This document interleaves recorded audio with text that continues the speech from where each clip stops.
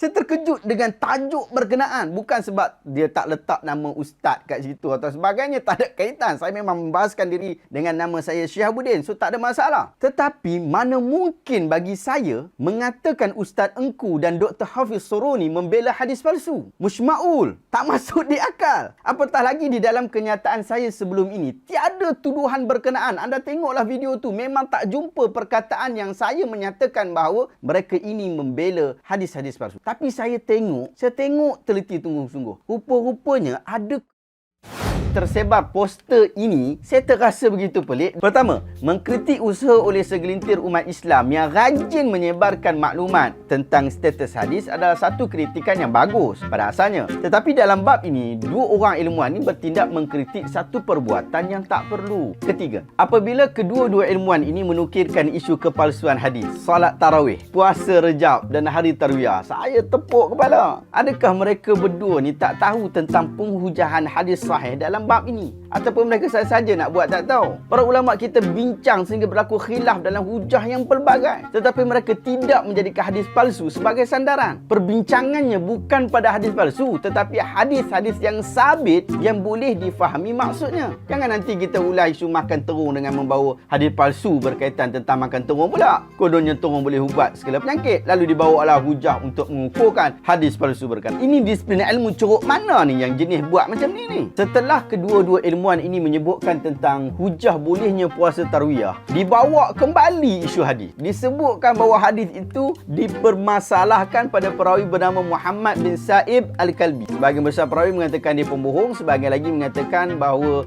ringan sikit daripada tu. Boleh jadi hadis ini palsu, boleh jadi ia hadis dhaif jiddan ataupun ia jadi hadis munkar. Ulasan saya pada tak tahu ke ustaz berdua bahawa palsu, dhaif jiddan, munkar daripada sudut hujah sama saja, iaitu kesemua ini tidak diterima, termasuk di dalam hadis yang mardud. Kesemuanya tidak boleh dijadikan hujah. Jadi mengapa mahu diangkat lagi hadis yang begitu buruk macam ni? Adakah kita nak mengatakan hadis ini palsu, dhaif jiddan, tapi boleh beramal dengannya? Bro, tadi anda kata asas hukum sunat berpuasa pada hari tarwiyah bukan berdasarkan hadis palsu berkenaan. Jadi mengapa dia angkat lagi isu hadis ni? Angkat dan agungkanlah hadis-hadis yang sahih. Ajak orang dan kempen kepada mereka hadis yang sabit daripada Nabi SAW.